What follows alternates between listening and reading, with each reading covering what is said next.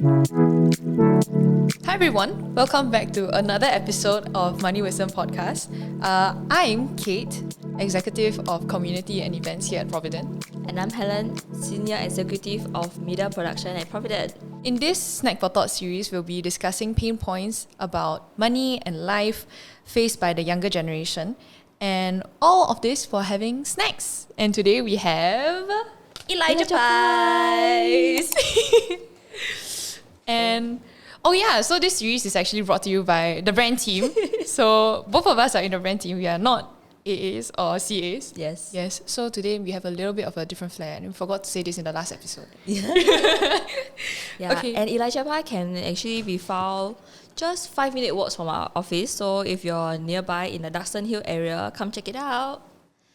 Okay, Kate, what flavor do you have there? I have the speculous hojicha pie, and this is my ultimate favorite flavor when it comes to Elijah Pie. And this is like, in my very humble opinion, as a self-declared foodie, this is the best flavor ever. It is. It's very addictive, actually. Yes, And- especially if you like gelato things. Yes, for you. And for me, I got the Wow Berry. Wild berry lavender pie. Yeah, lavender pie. My goodness me. It's first time I'm seeing this. It's very aesthetic though. It's very marbly. Yay. It makes for an amazing picture. Yeah. Yeah, so if you like hojicha, or like if you like something that tastes a little bit more like nutty, a little bit more roasted, and something that's super gelato, so it really tastes like a treat, then you must go for this one. Must. I don't say you should. You must go for this one. This is quite refreshing. Oh, is it? Yeah, because it had that yogurty flavor. So it's not very thick. It's not that gelato. Yeah, it's not that gelato. So you can just keep going at it. Oh, that's dangerous.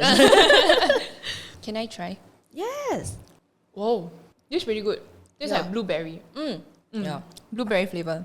It's got that like tardiness to it. Yeah, you won't get sick of it. You can just keep eating and eating. Yeah, it kind of reminds me of Pink Dolphin. The drink? The drink. Yeah. Pink Dolphin. Okay, Yeah. you're right. Childhood Oh my God, memories. that's so nostalgic. Yeah. Just revealing our age now. If Steven haven't already included it. Okay. So, with all that being said and done, okay, we are not going to get sidetracked any longer. So, we're going to be talking about the comparison trap today. And just for some of the viewers who are not very sure what the comparison trap is, okay, so the comparison trap is actually a harmful psychological pattern where you constantly measure your self-worth, your achievements, and life against others, leading to feelings of inadequacy, jealousy, low self-esteem, and discontentment. So this is like a supremely challenging thing, I guess, Yeah. for somebody to face. And unfortunately, we, the younger generation of the brand team, or the younger 2 or 4 members of the brand team, feel that this is something that a lot of people face, especially for people that are in their 20s. Yeah, so Helen, what do you think some of like the most common comparison traps are there out there? Okay, I think to me, the top 3 would be body image, achievements, and also life events. Yeah, I think body image is something that has been drilled down, at least for me, in my while I was growing up, by media, mainstream media, and now with social media is even more amplified. Yeah, don't you think so? I do, and I feel like it's more than just like mainstream media or even social media. It's also people that are around us as well. Like we were just having this conversation about how I feel like your upbringing plays a huge part in this aspect, or at least for me as a girl growing up. It was a huge thing where my parents would tell me, oh, make sure you control what you're eating, your metabolism won't be so high after a while. Yeah. So because of that, I feel like nowadays, I subconsciously, every time I eat, I feel slightly guilty. Yeah, even when I'm eating this, something that I truly enjoy, Elijah Pies. Go and get a hojicha pie. Yeah, I think that it really plays a huge part in that way. So I feel like sometimes I wish that they were a bit more mindful about what they say. But at the same time, like, it's also good because in some sense now I reap the benefits. So I don't really know how to feel about it. Like a very weird love-hate relationship with this idea of body image. I don't know. Do you feel the same? And food, I think. And food. Correct. It's like something that's supposed to fill you, make you happy, right? Yes. But sometimes it can be a very painful thing to look at. Yeah, and then think of all the things that our parents or like relative, oh my god, especially CNY. Whenever I see my relative, they'll be like, oh, you gain weight, you lose weight. Like, no, it's okay, just let me enjoy my like pineapple tarts. Yeah, you just want to tell the auntie, you don't look too good yourself either. Okay, I do not say that to my relatives, and then this is not incriminating anyway. Yeah. But in any case, I feel like it's not just like our parents in that sense. I feel like, you know, all the CNY infographics, they're like, oh, 1 pineapple tart equals to 1 bowl of rice, or like bakwa equals to 7 bowls of rice, something like that. Correct. Yeah. And like, why CNY is supposed to be like a fun, festive time when you like meet up with your whole entire extended family to just some more, catch up. Yeah. Just enjoy the time. Exactly. Get that ang pao. Yeah, you shouldn't be worrying about, you know, talking about body image or worrying about the things that you put in your body. And now I feel like the whole craze on the internet is just very noisy in the sense that like, oh, there are tons of people like following X number of diets. You know, some people are like meat only, keto, vegan, Oh my god, vegetarian. speaking of that, I saw this like I don't know why on my TikTok there has been this like Korean detox diet where I you have seen it. do not eat anything for 7 days and just drink Protein shakes. Correct. That's insane. Yeah, and then they're like, oh my goodness, I lost 14 kilos. Yeah, girl, because you're not eating. No joke lah. Yeah. Of course you will lose so much weight because you're not eating anything. Yeah, so it's really unhealthy, and it kind of borderlines on obsessive. Yes. Yeah. It can bring someone down into that spiral of like eating disorder really fast. Yeah, and I feel like when we talk about being obsessive and food and stuff like that, we're not saying that, you know, we 100% affirm every single body image. Like if you are unhealthy, you know, you are unhealthy, whether you are too skinny or you are too heavy. Yeah, so in that sense, there is a line to draw in the sand about where healthy is. Yep. And I feel like this comparison trap about body image in particular like makes you obsessive to the point that you become unhealthy very easily. Yeah. Whether you end up binge eating because you feel like you have constrained yourself so much that you feel like you cannot control yourself when you start eating, or you just don't eat at all. Yes. Yeah. Correct. So I don't know. I feel like that is a lot of the thoughts that, or like maybe a very cursory like scrape of the surface of like what happens for body image. But this is one issue out of many. So we actually brought up just now about achievements. Yeah. So I feel like body image also kind of ties into achievement also, because people kind of feel very accomplished when they hit their like ideal weight or like their ideal figure, whether is it like skinny or muscular. Body. Yeah, the beach body, or for guys when they have that Dorito. Or when they do the yes. then they become one triangle. Yeah. Yeah. So But you raise up a very good point that, you know, body image is not just a girl's issue, even though I feel like the majority do feel that. But even for guys, and it's quite scary because not a lot of people are talking about like how body image issues affect guys as well. Yeah. Wherever I go to the gym, I see like a lot of guys who are like actively comparing themselves to the next person at the bench, or like lifting heavier weights, even though they might not reach, like they are not capable to like lift that amount of weight yet. And everyone's just like pushing to like be the one that lift the heaviest weight in the gym. And that's so dangerous. it's true. You're so prone to accidents, and it's not just like lifting weights, but it's also like pushing yourself in every other way. Maybe you are an athlete and you're like rowing, or you are doing the high rocks, which you are throwing like insane amount of weights around, doing insane amount of pushing yourself to a crazy extent. Yeah, even for running, and this is not like pertaining guys at all, this is just me. So for a very long period of time, I felt like I really like running. Like this is just a hobby of mine. I actually do enjoy exercising a lot. But I feel like online, because I compare myself a lot with the achievements of a lot of these influencers, and they always seem to be pulling like personal best after personal best. Like they run like 10 kilometers, 21 kilometers, 42 kilometers in... That's insane. Yeah, in like some insane time. So like most recently during the, I think, London Marathon or New York Marathon, there was this influencer, super big on TikTok. Like she has like millions, one of the biggest in the world, like millions and millions of followers. And she ran the marathon in less than 3 hours, which is, or less than 4 hours, 3 or 4 hours. I cannot really remember, but it was some insane number that I just couldn't wrap my mind around, because you see her face and you see like what she does on TikTok. Yeah, is it broke? Yeah. It's broke. Yeah. Yeah, so it was so incredible to me how these people can do it. And then I started asking myself, like, why is it not me? Yeah, and she did it with so much ease. Or she seemed to look like... Yeah, like her makeup was still It was intact. fixed. Yeah, her intact. eyelashes were still... Correct. By the time she reached the finishing line, she looked like she haven't started. Yeah, she looked perfect. Perfect. Yeah, so it's... I guess in some sense, in that way, then when you compare yourself, then you feel like you have to push yourself in a way that your body might not be able to handle, because you see all these like training splits that they are following, and then you're like, okay, if they can do it, then I can do it too, which is good. It's a good mindset to have, you know, because you are actively working towards a goal and stuff like that. But at the same time, for me, I started pushing myself to a point where it became unhealthy, not just for like I was like catching injuries left and right. And not just that, but my body wasn't healthy as well. Like I started being very inflamed. I wasn't resting enough. So every single run that I was doing, like you'll get worse and worse, because you're not rested. Yeah, your body don't have time enough to recover.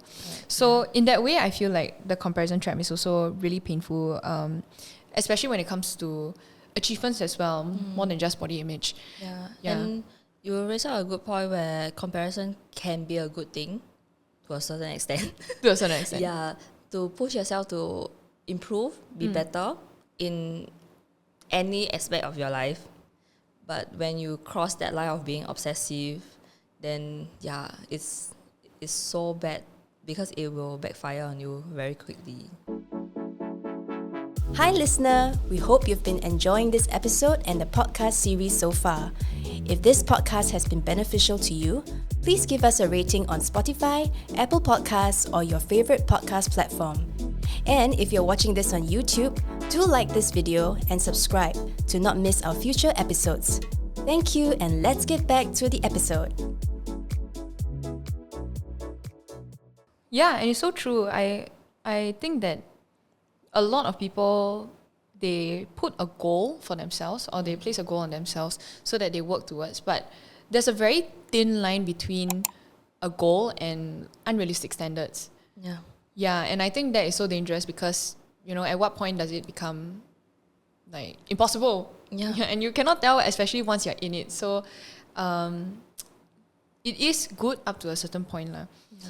So Helen, other than, you know, achievements and body image, we actually need to talk about the last one, which is life events. Like, how do you think you compare yourself in this regard? What do you define as life events actually?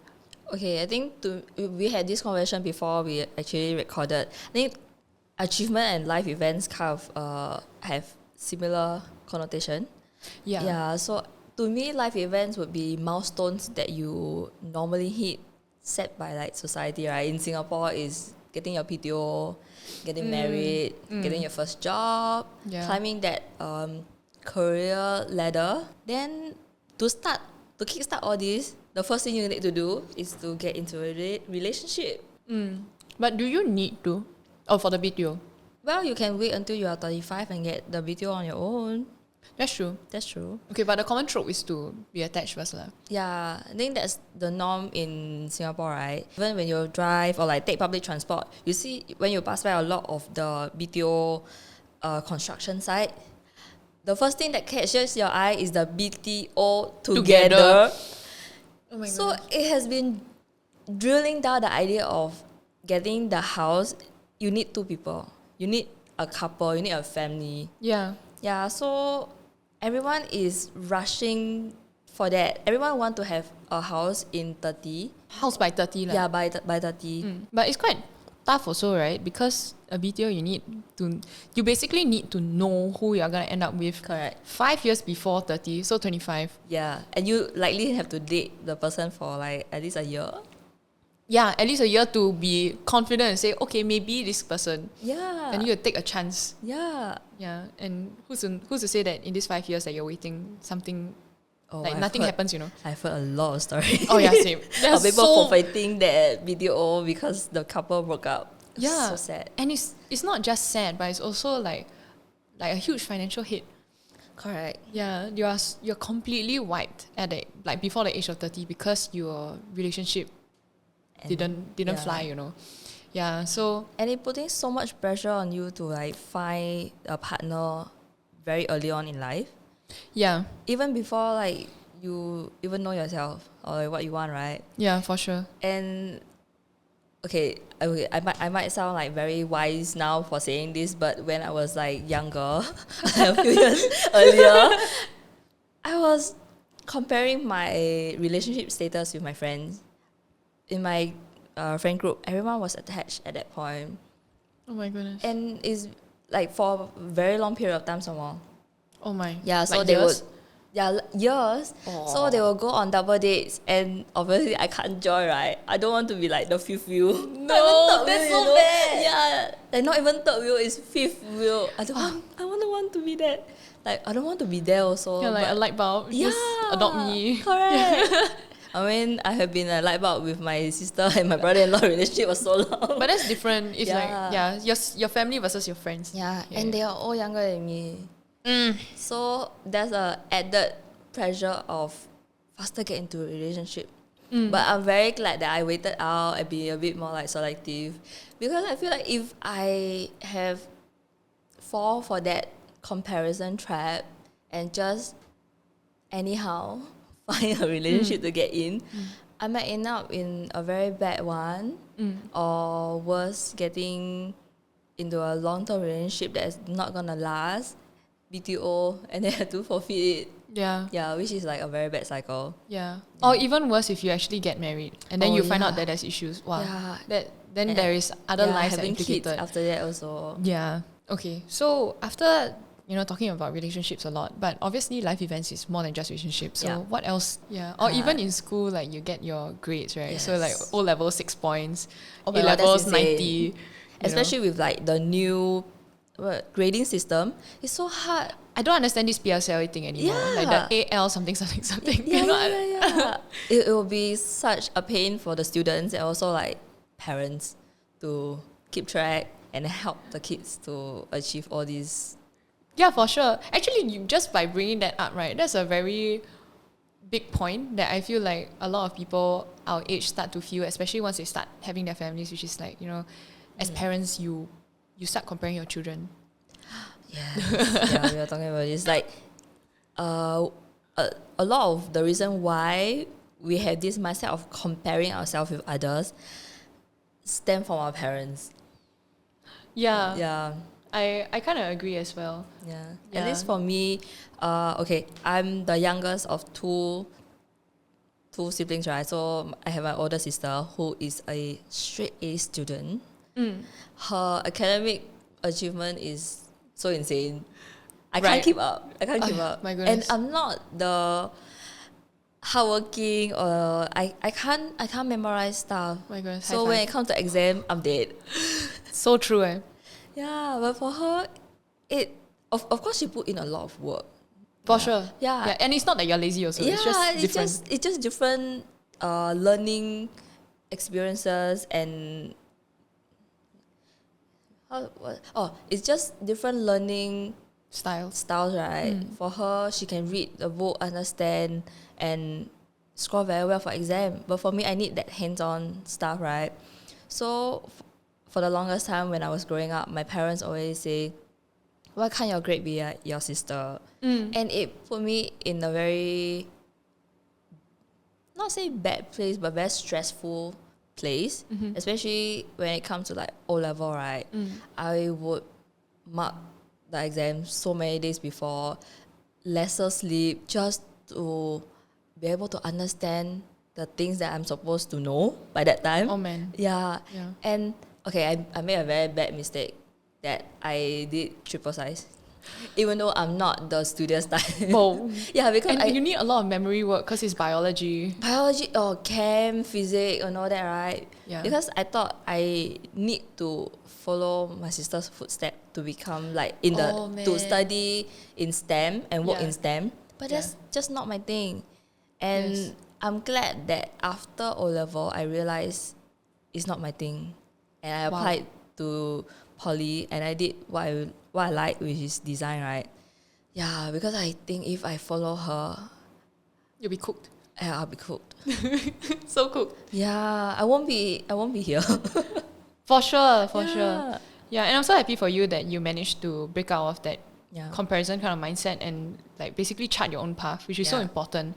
And I feel that I guess unfortunately you have to grow into it. You have to learn it yourself. If not, you cannot really, I guess you won't have the means to be able to break out of that kind of Yeah. mindset.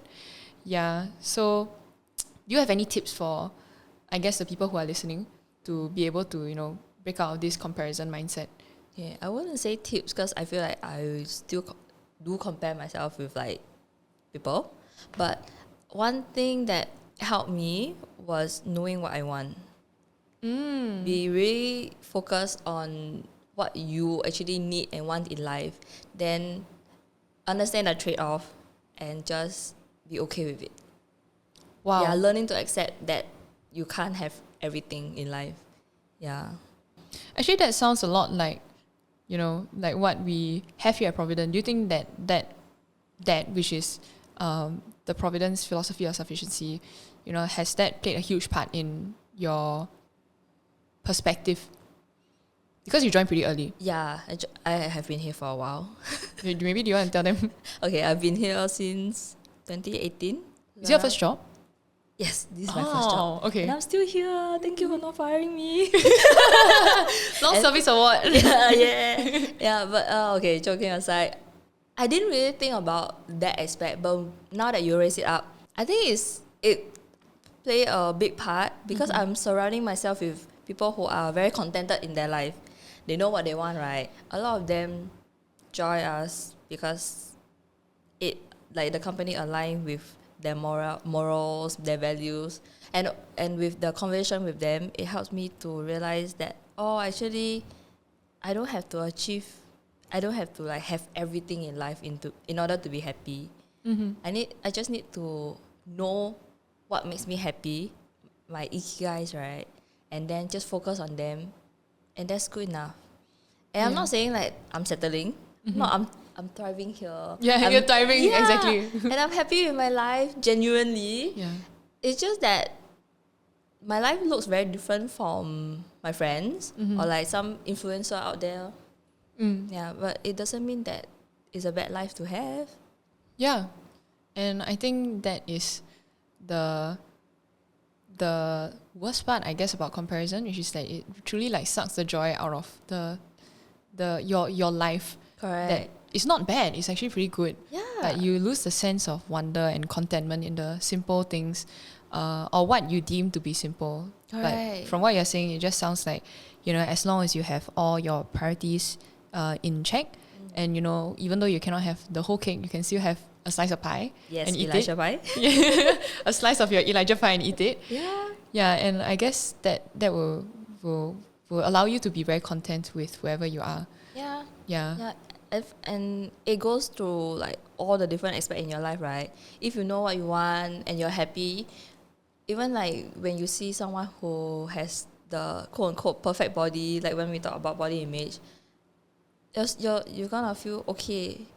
Yeah. Yeah, just be happy with yourself in your life. Your worth is not tied to like your life events that are happening in your life, your achievements. And with that being said, thank you so much for tuning into this episode of Snack for Thought, Comparison Traps, on the Money Wisdom podcast. And if you haven't done so, be sure to like, share, and subscribe for this episode. And if you have any thoughts, whether you agree, disagree, or you just want to talk about Elijah pies, tell us about the next nice flavor, you can comment down in the comment section below and we'll read everything and we'll try our best to reply to you. So with that being said, thank you so much and we'll see you in the next episode. Bye. Toodles! All analysis, views, or opinions from interviews, recommendations, and other information broadcasted, podcasted, or published herein are provided for general information purposes only. Information expressed does not take into account any specific situation, particular needs, or objectives and should not be construed as specific advice or recommendation. Information has been obtained from sources that are deemed to be reliable, but their accuracy and completeness cannot be guaranteed. Always consult with a qualified investment, legal, or tax professional before taking any action. Providend Limited does not accept any liability for any loss whatsoever arising from any use of the information broadcasted, podcasted, or published herein. All content and information contained herein may not be copied or reproduced in whole or in part by any means without prior written consent of Providend Limited.